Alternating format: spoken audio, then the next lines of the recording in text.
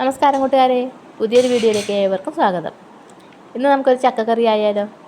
ഞാൻ അതിന് വേണ്ടിയിട്ട് ഒരു ചക്ക മുറിച്ച് കഴുകിയിട്ടെല്ലാം വെച്ചിട്ടുണ്ട്. നമുക്ക് അതിനൊരു മൺചട്ടിയിലിട്ടിട്ടൊന്ന് വേവിച്ചെടുക്കാം.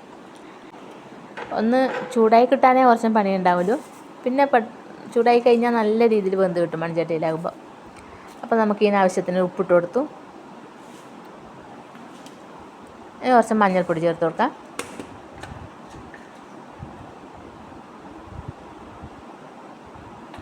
മഞ്ഞൾപ്പൊടി ഇട്ടു. ഇനി ഇതിന് വേവാൻ ആവശ്യത്തിനുള്ള വെള്ളം കൂടി ചേർത്ത് കൊടുക്കാം.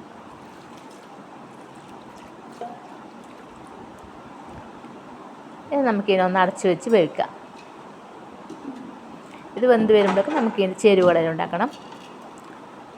ഇനി നല്ല തിക വന്നിട്ടുണ്ട്. തേങ്ങയെല്ലാം ചിരകി വെച്ചിട്ടുണ്ട്. ഞാൻ മുളക് ഇടിച്ച് വെച്ചിട്ടുണ്ട്. ചക്ക ഒന്ന് നന്നായി ഇളക്കി കൊടുക്കട്ടെ. ഒരു മരത്തവി വെച്ചിട്ട് ഇളക്കാനാണ് ഇത് സുഖം. അങ്ങനെ നന്നായി ഉടഞ്ഞ് കിട്ടില്ല. കണ്ടില്ല, നന്നായി വെന്തിട്ടുണ്ട്.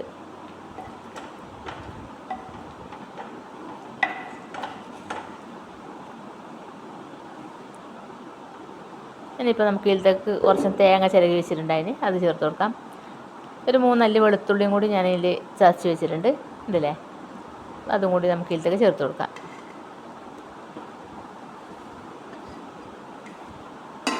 എന്നിട്ടൊന്ന് ഇളക്കി കൊടുത്തിട്ട് കുരുമുളക് പൊടിയും കൂടി ചേർക്കണം ഇത് നമുക്ക്.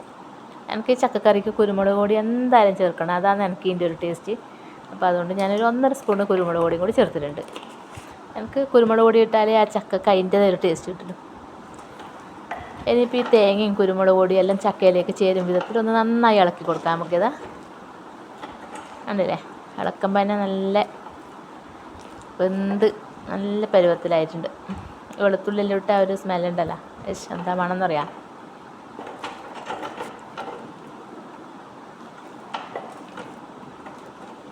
നന്നായി ഇളക്കി കൊടുത്തിട്ടുണ്ട്. കണ്ടില്ലേ, നന്നായി ഉടഞ്ഞ് കുരുവെല്ലാം ഇങ്ങനെ നിൽക്കുന്നുണ്ട്. ഇനിയിപ്പോൾ നമുക്ക് ഇതിലേക്ക് താളിച്ചിട്ട് കൊടുക്കണം.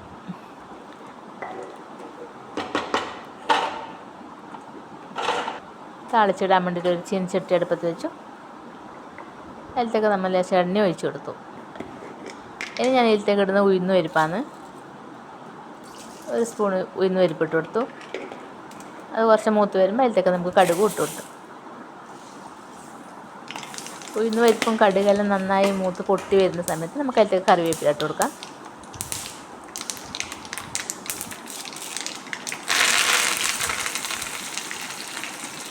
ഇനി ഇതെല്ലാം കൂടി ഒന്ന് മൂത്ത് വരുമ്പോൾ നമ്മൾ നേരത്തെ ഇടിച്ചിട്ട് വെച്ചിരിക്കുന്ന മുളക് പൊടി ഉണ്ടല്ലോ, അത് ചേർത്ത് കൊടുക്കാം. മുളകിൻ്റെ കൂടെ ഞാനൊരു 3 വെളുത്തുള്ളി ഇതും ചേർത്തിട്ടുണ്ട് കേട്ടോ.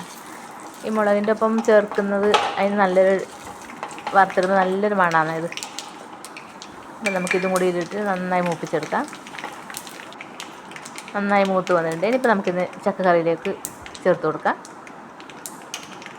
തീ ഓഫ് ചെയ്തു.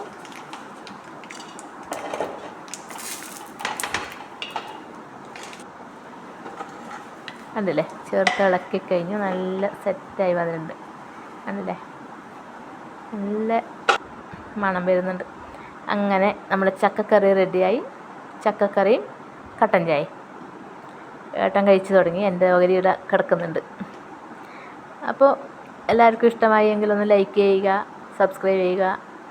അടുത്തൊരു വീഡിയോയിൽ കാണുമ്പോൾ എല്ലാവർക്കും ബൈ ബൈ. ചക്കക്കറിയും ചായയും കുടിക്കട്ടെ കേട്ടോ.